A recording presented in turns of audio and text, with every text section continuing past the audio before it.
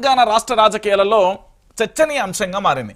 ఏంటి అంటే రేవంత్ రెడ్డికి సంబంధించి రేవంత్ రెడ్డికి సంబంధించిన కేల్కతం ఈ టైటిల్ ఏదేందో అక్షరాల ఢిల్లీలో జరిగిన మొదటి చివరి చర్చ ఇదే అంటూ కూడా కొనసాగిన పరిస్థితి కనబడుతుంది. మొత్తానికి ఢిల్లీ చేతుల్లోకి తెలంగాణ కాంగ్రెస్ వ్యవహారాలు చెల్లుబాటు కాని సీఎం మాట రంగంలోకి అధిష్టానం. శాసన మండలి అభ్యర్థుల ఎంపికలో తమదైన ముద్ర. వేం నరేందర్ కోసం రేవంత్ విశ్వ ప్రయత్నం విఫలం. ఢిల్లీకి రావద్దని చెప్పి మరీ పార్టీ హైకమాండ్ నిర్ణయం. 15 నెలలుగా సీఎంను కలవని విజయశాంతికి టికెట్. అద్దంకి దయాకరావు దాంతోపాటు శంకర్ నాయక్ అభ్యర్థిత్వాలు ఖరారు. ప్రకటించిన 3 ఎమ్మెల్సీ అభ్యర్థులలో రేవంత్ మనిషి ఒక్కరు కూడా లేరు అంటూ కూడా తెలంగాణ రాష్ట్ర వ్యాప్తంగా చర్చనీయాంశంగా మారింది. సో మొత్తానికి మనోని ప్రదక్షిణలు అన్నీ కూడా బిస్కెట్ అయిపోయిన పరిస్థితి కనబడుతుంది. ఒకసారి చూడొచ్చు, కాంగ్రెస్ లో రేవంత్ ఆట ముగిసినట్టేనా? ఇటీవలి పరిణామాలకు తోడు తాజాగా ఎమ్మెల్సీ అభ్యర్థుల ప్రకటనతో ఇదే విషయం సుస్పష్టమవుతున్నది.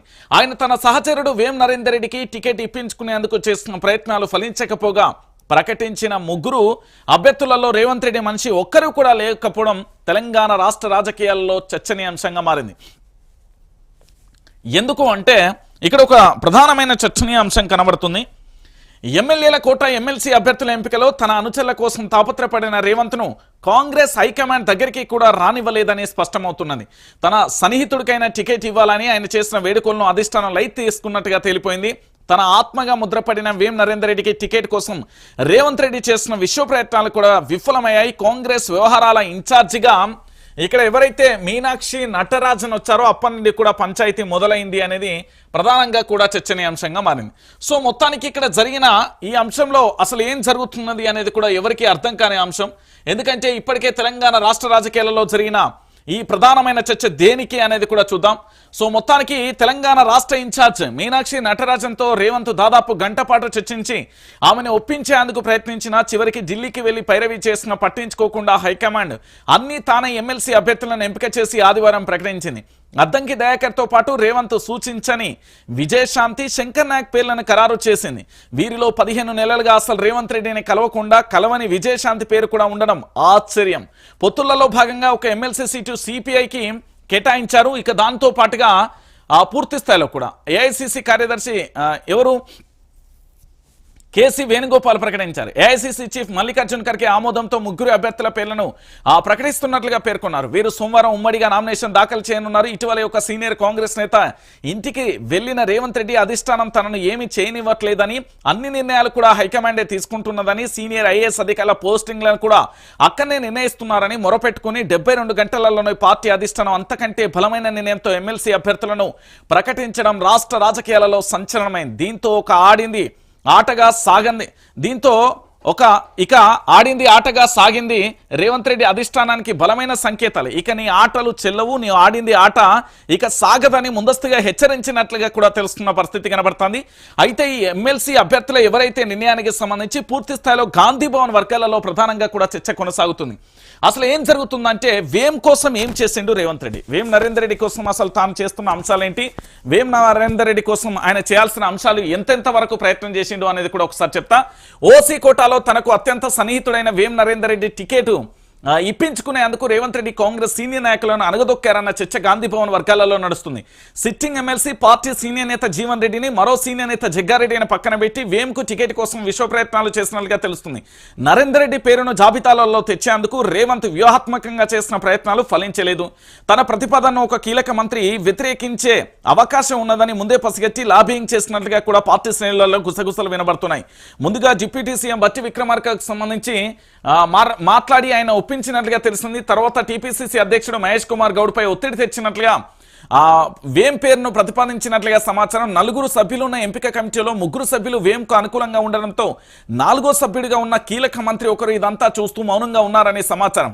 మంత్రి పొంగులేటి సిఫారసును మేరకు కూడా ఎస్టీ కోటా కింద ఖమ్మం జిల్లాకు సంబంధించిన విజయబాయికి సీటు ఇప్పించాలని ప్రయత్నించినట్లుగా తెలుస్తుంది. రేవంత్ రెడ్డి పట్టుబట్టి టీపీసీసీ మీద ఒత్తిడి చేసి వేం నరేందర్ రెడ్డి విజయబాయి పేర్లను తో పాటు అద్దంకి దయాకర్ పేర్లను కూడా అధిష్టానానికి పంపగా వారిలో ఇద్దరిని కూడా పక్కన పెట్టి అద్దంకి అవకాశం ఇచ్చినట్లుగా తెలుస్తుంది.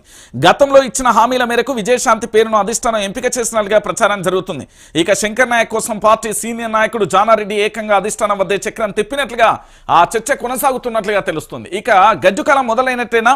సీనియర్లను పట్టించుకోకుండా వలసవాదులకే రేవంత్ ప్రాధాన్యత ఇస్తున్నారని అసలు కాంగ్రెస్ నేతలు పదే పదే అధిష్టానానికి ఫిర్యాదు చేసిన విషయం తెలిసింది. ఈ క్రమంలో రేవంత్ కు అత్యంత సన్నిహితులుగా ముద్రపడిన కాంగ్రెస్ వ్యవహారాల ఇన్ఛార్జి దీపాదాస్ మునిషిని తెలంగాణ బాధ్యతల నుంచి హైకమాండ్ తప్పించినట్లుగా స్పష్టమవుతున్నది. ఆమెకు బదులుగా రాహుల్ గాంధీ సొంత టీం సభ్యురాలు మీనాక్షి నటరాజన్ను రాష్ట్ర ఇన్ఛార్జిగా నియమించారు. ఇక మీనాక్షి రావడంతో తెలంగాణ కాంగ్రెస్ లో పూర్తి స్థాయిలో కూడా రేవంత్ రెడ్డికి సంబంధించిన గుత్తాధిపత్యానికి కాలం చెల్లిందనే వాదనలు వినిపిస్తున్నాయి. ఇక మీనాక్షి రాకతో రేవంత్ మార్పుకు తొలిమెట్టు అని కూడా పార్టీ శ్రేణులలో చర్చ మొదలైంది. ఈ చర్చ సాగుతుండగానే తాజాగా ఎమ్మెల్సీ అభ్యర్థుల వ్యవహారం కూడా పూర్తిగా తమ చేతిలోకి తీసుకోవడం, రేవంత్ ప్రతిపాదించిన అభ్యర్థి పేర్లను పక్కన పెట్టి రేవంత్ను ఢిల్లీకి రాకుండా నిరోధించడం, అధిష్టానం అనుకున్న వాళ్ళకే టికెట్ ఇవ్వడం చకచకా జరిగిపోయాయి. ఇక అధిష్టానం ప్రకటించిన అభ్యర్థులలో రేవంత్ మనిషి ఒక్కరైనా లేకపోవడం చర్చనీయ అంశంగా మారింది. నిజానికి విజయశాంతి పేరు ఎప్పుడూ కూడా తెర మీదకి రాలేదు. కాంగ్రెస్ అధికారంలోకి వచ్చిన తొలి రోజులలో మాత్రమే ఆమె మర్యాదపూర్వకంగా సీఎంను కలిశారు. మళ్ళీ ఎప్పుడు ఆమె ముఖం కూడా చూడలేదు. కానీ అనూహ్యంగా ఆమె పేరు తెర మీదకి వచ్చింది. 3 రోజుల కిందటే ఢిల్లీకి వెళ్లిన విజయశాంతి అక్కడ మంత్రాంగం చేసి టికెట్ తెచ్చుకున్నారనే ప్రచారం జరుగుతున్నది. బీజేపీ సీనియర్ నేతగా ఉన్న ఆమె అసెంబ్లీ ఎన్నికల ముందు కాంగ్రెస్ లోకి వచ్చారు. ఆమె పార్టీలో చేరినప్పుడు ఎమ్మెల్సీ పదవి హామీ తీసుకున్నారని, అదే విషయం ఏఐసీసీకి గుర్తు చేసి టికెట్ సాధించారని ఆమె సన్నిహితులు చెప్తున్నారు. ప్రకటన వచ్చే వరకు శంకర్ నాయక్ కూడా రేసులో లేరు. కాంగ్రెస్ సీనియర్ నాయకుడు మాజీ మంత్రి జానారెడ్డి నేరుగా అధిష్టానంతో మాట్లాడి శంకర్ నాయక్ టికెట్ ఇప్పించినట్లుగా ప్రచారం జరుగుతుంది. తుంగతుర్తి అసెంబ్లీ సీటు త్యాగం చేసిన అద్దంకి దయాకర్ పేరు మొదటి నుంచి కూడా వినిపిస్తున్నది. ఈ దెబ్బతో రేవంత్ కు గడ్డకాలం మొదలైంది అని పార్టీ శ్రేణులు కూడా భావిస్తున్న పరిస్థితి కనబడుతుంది. విన్నారు కదా, ఇది చర్చ. అసలు ఏంటి అనేది ఇప్పుడు మీకు చెప్తా. రాష్ట్ర ముఖ్యమంత్రి యనుమల రేవంత్ రెడ్డి గురించి మీరు ఆలోచిస్తున్నారు. ఇప్పుడు నేను రాష్ట్రం గురించి ఆలోచిస్తా. అసలు వాట్ ఈజ్ వాట్, ఏం జరగబోతున్నది అనేది ఇప్పుడు విశ్లేషణాత్మకంగా కూడా మనం చర్చిద్దాం. నిజానికి రాష్ట్ర ముఖ్యమంత్రి ఎవరు? యనుమల రేవంత్ రెడ్డి. ఎవరు? తెలంగాణ భాషలో తెలంగాణ రాష్ట్ర ముఖ్యమంత్రి ఎవరు అంటే రేవంత్ రెడ్డి అని చెప్తారు. సీఎం ఎవరయ్యా? తెలంగాణ రాష్ట్ర ముఖ్యమంత్రి అంటే యనుమల రేవంత్ రెడ్డి అని చెప్తారు. కానీ నేనేమంటున్నానంటే తెలంగాణ రాష్ట్రానికి సంబంధించి అసలు సిసలైన ముఖ్యమంత్రి పేరుకు మాత్రం రేవంత్ రెడ్డి ముఖ్యమంత్రి, కానీ కాంగ్రెస్ కు సంబంధించిన ఢిల్లీ నేతలు అంటే ఏఐసీసీకి సంబంధించిన నేతలు ఇక్కడ ముఖ్యమంత్రులుగా భావించవచ్చు. ఎందుకు అంటే మీనాక్షి నటరాజన్కు సంబంధించి పూర్తి స్థాయిలో ఆ పార్టీకి సంబంధించిన ప్రస్తుత ఇన్ఛార్జి షాడో సీఎం అయిపోయింది. దాంతోపాటు కేసీ వేణుగోపాల్కు సంబంధించి కేసీ వేణుగోపాల్ ఎవరైతే ఉన్నారో ఈయన షాడో సీఎంగా అయిపోయిన పరిస్థితి కనబడుతుంది. ఇక పూర్తి స్థాయిలో మరొకరు ఎవరంటే ఏఐసీసీకి సంబంధించిన రాహుల్ గాంధీ కానీ లేదా వీళ్ళ కుటుంబానికి సంబంధించిన వాళ్ళు తెలంగాణ రాష్ట్రం ముఖ్యమంత్రులుగా మారిపోయిన పరిస్థితి కనబడుతుంది. మీకు అర్థమైందో లేదో తెలంగాణ ప్రాంత బిడ్డలారా ఒకసారి ఆలోచించండి. రాష్ట్ర ముఖ్యమంత్రి యనుమల రేవంత్ రెడ్డి పేరును కనీసం పలకడానికి, రేవంత్ రెడ్డిని కలవడానికి కూడా ఇష్టపడని జాతీయ కాంగ్రెస్ను మనం ఎట్లా చూద్దాం ఒకసారి ఆలోచించండి. అంటే తెలంగాణ రాష్ట్రానికి సంబంధించి ఇక్కడి బిడ్డలంటే ఇక్కడి ప్రాంతం వాడంటే చిన్న చూప. ఎందుకంటే పూర్తి స్థాయిలో కూడా ఈ విషయాన్ని ఎందుకు చర్చిస్తున్నా అంటే ఇప్పటి వరకు దాదాపుగా 15 నెలల కాలంగా రాష్ట్ర ముఖ్యమంత్రి యనుమల రేవంత్ రెడ్డికి ఢిల్లీకి సంబంధించిన అధిష్టానం, అది రాహుల్ గాంధీ కానీ, ప్రియాంక గాంధీ కానీ, సోనియా గాంధీ కానీ, మల్లికార్జున్ ఖర్గే కానీ, లేదా కేసీ వేణుగోపాల్ కానీ, ఇతరత్ర చాలా మంది కూడా ఉన్నారు. ఆ లిస్టులకు సంబంధించి ఎవరు కూడా కలవడానికి ఇష్టపడని వ్యక్తి ఎవరైనా ఉన్నారంటే రేవంత్ రెడ్డికి సంబంధించి ప్రధానంగా కూడా చర్చ జరిగింది. మరి ఇలాంటి సమయంలో రేవంత్ రెడ్డికి తన యొక్క ఆత్మగా భావించే వేం నరేందర్ రెడ్డికి ఎమ్మెల్సీ టికెట్ ఇప్పించుకోవడానికి ఎప్పుడు తొక్కని గడప అంటే జానారెడ్డి ఇంటికి వెళ్ళడం మీ అందరికీ కూడా తెలిసిన విషయం. జానారెడ్డి దగ్గరికి పోయి దాదాపుగా కొన్ని గంటల పాటు కూర్చొని చర్చించిన అంశం ఏంటో తెలుసా? నేను ఏ పని చేద్దాం అనుకున్నా కూడా నాకు అధిష్టానం సపోర్ట్ చేయట్లేదు, కనీసం నన్ను దేకట్లేదు, నన్ను పట్టించుకోవట్లేదు. తెలంగాణ రాష్ట్రానికి సంబంధించిన సచివాలయ కార్యాలయం నుండి ఇక్కడ పనులు జరగాల్సింది పోయి ఢిల్లీ నాయకత్వం నుండి పూర్తి స్థాయిలో జరుగుతున్నది. ఇప్పుడు నన్ను ఏం చేయమంటారు జానారెడ్డి గారు? కనీసం ఏం చేయలేకపోతున్నా నా స్నేహితుడైన వేం నరేందర్ రెడ్డి, నా ఆత్మగా భావించే వేం నరేందర్ రెడ్డికైనా ఎమ్మెల్సీ టికెట్ ఇవ్వండి అంటూ మొరపెట్టుకున్న పరిస్థితి కనబడుతుంది. అప్పుడే చాలా వ్యూహాత్మకంగా చాలా చాకచక్యంగా వ్యవహరించిన వ్యక్తి ఎవరైనా ఉన్నారంటే జానారెడ్డి ఏం చేసిందంటే పోయి బతిలాల్లో కూడా రేవంత్ రెడ్డిని పట్టించుకున్న పాపాన పోలే. ఏం చేసి ఉండవు అంటే చాలా క్లియర్గా కూడా జానారెడ్డి తన వర్గానికి సంబంధించిన మొన్నటి వరకు అసలు శంకర్ నాయక్ అనేది సంబంధించి ఆయన పేరు కానీ ఆయనకు సంబంధించి ఎక్కడ కూడా వినబడని పరిస్థితి కనబడింది. సో అలాంటి అప్పుడు అకస్మాత్తుగా కూడా ఆయన పేరు రావడం ఏంటి అనేది కూడా అందరూ ఆసక్తికరంగా మారిపోయిన పరిస్థితి కనబడుతుంది. అంటే శంకర్ నాయక్ సంబంధించి అభ్యర్థిత్వాలను ఏకంగా కేవలం జానారెడ్డి చెప్పడం వల్లనే అద్దంకి దయాకర్ గాని శంకర్ నాయక్ పూర్తి స్థాయిలో టికెట్ ఇచ్చిన పర్వం కనబడింది. అంటే తెలంగాణ యావత్తు సమాజం ఆలోచించాల్సింది ఏంటంటే తెలంగాణ రాష్ట్ర రాజకీయాలు కానీ ఇక్కడ పదవులు కానీ ఇక్కడ కార్పొరేషన్లు కానీ ఇక్కడ ముఖ్యమంత్రి పరిపాలన కానీ లేదా రాష్ట్ర ప్రభుత్వానికి సంబంధించిన నిర్ణయాలు ఏవి కూడా తెలంగాణ రాష్ట్రం నుంచి జరగట్లేదు. ఇది క్లియర్ కట్. ఇంకొక అంశం ఏంటంటే పార్టీ కోసం పనిచేస్తున్న వారికి పదవులు ఇస్తారా లేదా రేవంత్ రెడ్డి కోసం పనిచేస్తున్న వారికి పదవులు ఇస్తారా లేదా లాబింగ్ చేసిన వారికి పదవులు ఇస్తారా అనే చర్చ కూడా కొనసాగింది. అక్కడ కేవలం విజయశాంతి పేరు నిన్నటి వరకు కూడా ఎమ్మెల్సీలకు సంబంధించిన ఏదైతే పోటీ అభ్యర్థిత్వానికి సంబంధించిందో కనీసం ఎవరు అనేది కూడా ఎవరికి కూడా తెలియని పేరు అనూహ్యంగా కూడా తెర మీదకి వచ్చిన పరిస్థితి కనబడుతుంది. అంటే తెలంగాణ రాష్ట్ర ముఖ్యమంత్రి పేరును తెలంగాణ రాష్ట్ర ముఖ్యమంత్రి మాటను వీళ్ళెవరూ వింటలేరు. ఇక సోనియా గాంధీ దగ్గరికి రాహుల్ గాంధీ దగ్గరికి మా రేవంత్ రెడ్డి పోయి ప్రదక్షిణలు చేసినా కూడా కనికరించే ప్రయత్నం లేదు. వీళ్ళ ఇద్దరి మధ్య మాత్రం గ్యాప్ అయితే భారీగా పెరిగిపోయిన పరిస్థితి కనబడుతుంది. ఫైనల్గా ఇక్కడ జరిగే చర్చ ఏంటంటే తెలంగాణ రాష్ట్ర ముఖ్యమంత్రికి బిగ్ షాక్ తగిలింది అని చెప్పడంలో ఎలాంటి డౌటు లేదు. ఎందుకంటే ఇక్కడ ఒక క్లియర్ కట్గా మీరు ఆలోచించాల్సిన విషయం ఏంటంటే రేవంత్ రెడ్డిని మొదటి నుండి కూడా కాంగ్రెస్ పార్టీ దూరం పెడుతూనే వచ్చింది. ఎందుకంటే ఆ పార్టీకి సంబంధించిన సీనియర్ నేత జానారెడ్డి కానీ లేకపోతే ఇంకా మరికొంతమంది కూడా ఉన్న పరిస్థితి కనబడుతుంది. వాళ్లకు మాత్రమే పూర్తి స్థాయిలో కూడా పగ్గాలను అప్పగించే ప్రయత్నం చేస్తున్నాం తప్ప రేవంత్ రెడ్డికి ఎక్కడ కూడా దగ్గరికి స్కోప్ తీసుకొచ్చే ప్రయత్నం కూడా లేదు. అయితే నిన్న ఇదే విషయానికి సంబంధించి మరొక చర్చ కూడా కొనసాగింది. మీ అందరికీ తెలిసే ఉండాలి, తెలంగాణ రాష్ట్రానికి సంబంధించి ముఖ్యమంత్రిగా రేవంత్ రెడ్డి ఉంటే ఆంధ్రప్రదేశ్కు సంబంధించిన చంద్రబాబు నాయుడుకు సంబంధించి పూర్తి స్థాయిలో కూడా నారా చంద్రబాబు నాయుడు ఒక మాట చెప్పిండట. అది ఎంతవరకు కరెక్టు లేదు అనేది వాళ్ళే ప్రకటనలు చేయాలి. ఏంటి అంటే చంద్రబాబు ఉన్నంతకాలం రాష్ట్ర ముఖ్యమంత్రిగా యనుమల రేవంత్ రెడ్డి ఉంటాడు, దాంతోపాటు నేను ఎక్కువ కాలం ముఖ్యమంత్రిగా ఉంచే ఆలోచనలో కాంగ్రెస్ పార్టీ లేదు, ప్రత్యామ్నాయం చూసుకోమంటే భారతీయ జనతా పార్టీ కోసం రేవంత్ రెడ్డి పనిచేస్తున్నాడు. అందుకే కరీంనగర్లో జరిగిన ఎమ్మెల్సీలకు సంబంధించి అంటే టీచర్ ఎమ్మెల్సీలు పట్టభద్రుల ఎమ్మెల్సీ కరీంనగర్ నిజామాబాద్ ఆదిలాబాద్కు సంబంధించిన జరిగిన ఎన్నికలలో కాంగ్రెస్ ఓటమికి గల కారణాలను కూడా పునఃపరిశీలించినప్పటికీ కూడా మా అభ్యర్థి గెలిచినా ఓడిపోయినా పర్వాలేదు అంటూ కూడా ముఖ్యమంత్రి చెప్పిన అంశం కానీ దానితో పాటుగా బీజేపీ ఏజెంట్ గా కూడా వ్యవహరిస్తున్నారు అనేది చర్చ జరుగుతుంది. అయితే దీంట్లో భాగంగా మీరు మొన్నటి వరకు చూసిన కాంగ్రెస్ ఎమ్మెల్సీకి సంబంధించిన తీన్మార్ మల్లన్నతోని రేవంత్ రెడ్డి మైండ్ గేమ్ ఆడిస్తున్నాడు అనేది కూడా మరొక చర్చనీయాంశంగా మారింది. ఎందుకంటే బీసీ వాదాన్ని తెర మీదకి తీసుకొచ్చి రేపు 2028వ సంవత్సరంలో ఎన్నికలు జరిగినప్పుడు ఏదైనా ఒక అలయన్స్ పార్టీకి సంబంధించి పూర్తి స్థాయిలో కూడా ముందుకెళ్లాలనే ఆలోచనతో బీసీ వర్గానికి సంబంధించి పూర్తి స్థాయిలో కూడా ఒక చర్చను డైవర్ట్ చేసే ప్రయత్నం కూడా కొనసాగిన పరిస్థితి కనబడుతుంది.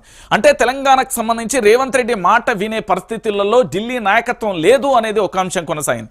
ఎందుకంటే ఢిల్లీ నాయకత్వానికి సంబంధించి రేవంత్ రెడ్డి ఎన్నిసార్లు మొరబెట్టినా ఎన్నిసార్లు ప్రదక్షిణలు చేసినా తన వాళ్ళకు సంబంధించి తన అనుచరులకు సంబంధించి పేర్లు ప్రతిపాదించినా లేదా తన వాళ్ళకు సంబంధించి ఏదైనా అడిగినా కూడా కనీసం సపోర్ట్ చేయట్లేదు అనేది అయితే వాస్తవం. ఎందుకు నేను ఈ విషయాన్ని చెప్తున్నానంటే రేవంత్ రెడ్డికి సంబంధించి పూర్తి స్థాయిలో కూడా మీరు ఒకసారి చూడరు ఇక్కడ ఈ ముగ్గురు అభ్యర్థులు అంటే కనీసం వీళ్ళను పేర్లు అంటే అద్దంకి దయాకర్ అంటే మొదటి నుండి వినబడుతుంది. పాపం అద్దంకి దయాకర్కి ఇవ్వాలి ఎందుకు ఇవ్వాలి అనేది కూడా చర్చనీయాంశంగా మారింది. తాను తెలంగాణ ఉద్యమకారు నుండి మొదలు పెడితే ఇప్పటికీ ఉద్యమకారుడికి రావడం తెలంగాణ రాష్ట్ర వ్యాప్తంగా అద్దంకి దయాకర్కి ఎమ్మెల్సీ రావడం అనేది హర్షించదగ్గ విషయం, చాలా సంతోషకరమైన విషయం.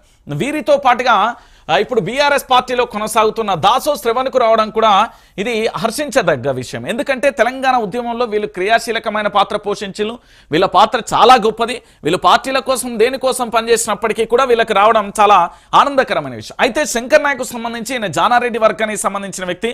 ఇక ఎమ్మెల్సీకి సంబంధించి తాను బీజేపీలో ఉన్నప్పుడు కాంగ్రెస్ పార్టీలో చేరుతాను అన్నప్పుడు హామీగా నాకు ఎమ్మెల్సీ పదవి ఇవ్వాలని ఎవరైతే విజయశాంతి డిమాండ్ చేసిండు, విజయశాంతి డిమాండ్ చేయడంతో ఢిల్లీకి వెళ్ళి తనకి ఇచ్చిన హామీని గురించి గుర్తు చేయడం, దాంతోపాటు అక్కడ చక్రం తిప్పి పూర్తి స్థాయిలో కూడా ఎమ్మెల్సీగా నామినేషన్ దాఖలు చేసిన పరిస్థితి చూసాం. ఇక్కడి వరకు ఆల్ రైట్, ఓకే, సూపర్. కానీ ఇక్కడే ట్విస్ట్ మొదలైంది. ఆ ట్విస్ట్ ఏంటో తెలుసా? కాంగ్రెస్ పార్టీకి సంబంధించి ఎమ్మెల్యే కోటాలకు సంబంధించిన ఎమ్మెల్సీ ఎన్నికలు క్లియర్ కట్. అంటే కాంగ్రెస్ పార్టీకి సంబంధించిన ఎమ్మెల్యేలు ఎవరైతే ఉన్నారో వాళ్ళందరూ ఓటేసి మద్దతు తెలిపితే వీళ్ళు గెలుస్తారు. విషయం ఏంటంటే ఇక్కడ క్రాస్ ఓటింగ్ జరిగితే లేదా బీఆర్ఎస్ పార్టీ నుండి మరో అభ్యర్థి నామినేషన్ వేస్తే ఒకవేళ రేవంత్ రెడ్డి వర్గానికి సంబంధించి వీళ్ళని గెలిపించద్దు అని క్రాస్ ఓటింగ్ జరిగితే ఊహించని పరిణామాలు తెలంగాణలో చోటు చేసుకోబోతున్నాయి. ఎందుకంటే కేసీఆర్ బయటికి రావాలని చాలామంది అడిగిర్రు కదా. నిజంగానే కేసీఆర్ బయటకు వస్తే ఏమవుతుంది అనేది కూడా ఇప్పుడు నేను చెప్పే ప్రయత్నం చేస్తున్నా. ఒకవేళ వీళ్ళ ముగ్గురికి సంబంధించి నామినేషన్ వేసి ఎమ్మెల్సీ ఎన్నికలకు సంబంధించి ఎమ్మెల్యేలకు సంబంధించిన ఓటు బ్యాంక్తో పూర్తి స్థాయిలో కూడా ఎంతమందికి వస్తాయి ఏం కథ అనేది ఆరా తీసినా కూడా ముఖ్యమంత్రి గారికి సంబంధించి కాంగ్రెస్ ఎమ్మెల్యేలే క్రాస్ ఓటింగ్ వేసి బీఆర్ఎస్కి ఒక ఎమ్మెల్సీని అప్పచెప్తే పరిస్థితి ఏంది? ఇదే కేసీఆర్ చేయబోయే వ్యూహరచన అనేది రాజకీయ వర్గాలలో చర్చనీయాంశంగా మారుతుంది. సో మొత్తానికి అద్దంకికి అయితే ఏ పార్టీ వాళ్ళైనా సపోర్ట్ చేస్తారు. ఇక శంకర్ నాయక్ విజయశాంతి అనేది దేవుడు ఎరుగు. ఎందుకంటే పూర్తి స్థాయిలో ఇక్కడ వేం నరేందర్ రెడ్డి రావాలని కలలు కన్నాడు, అక్కడ షబీర్ అలీ రావాలని మా యొక్క ముఖ్యమంత్రి యనుమల రేవంత్ రెడ్డి కలలు కన్నారు. వీళ్ళిద్దరు ప్లేస్లో కొత్త వ్యక్తులు రావడంతో ఇటు తెలంగాణ రాష్ట్ర ఇన్ఛార్జిగా మీనాక్షి నటరాజన్ రావడం, దీపాదాస్ మునిషి వెళ్ళిపోవడం, ఇక ఈయన పూర్తి స్థాయిలో కూడా ఢిల్లీకి రావద్దంటూ రేవంత్ రెడ్డికి సంబంధించి పూర్తి స్థాయిలో చురకలు పెట్టే ప్రయత్నం చేయడం. సో ఇవన్నీ జరిగిపోయిన పరిస్థితులలో ఏం జరుగుతుంది అనేది కూడా మనం వేచి చూడాల్సిన పరిస్థితి కనబడుతుంది. అయితే దీంట్లో ప్రధానంగా కూడా మనం చర్చించాల్సిన విషయం ఏంటంటే, ఓకే మొత్తానికి ప్రభుత్వం ఇక్కడ ఉన్న ముఖ్యమంత్రిని కాదని పూర్తి స్థాయిలో కూడా వీళ్ళు వెళ్ళిన పరిస్థితి కనబడుతుంది. కానీ పూర్తిగా కూడా ఇదే అంశానికి రివర్స్ అయితే ఎట్లా అనేది కూడా తెలంగాణ రాజకీయాలలో చర్చనీయాంశంగా కూడా మారుతున్న పరిస్థితి. మొత్తానికి వీళ్ళందరూ కూడా నామినేషన్ వేసిన పరిస్థితి అయితే కనబడింది.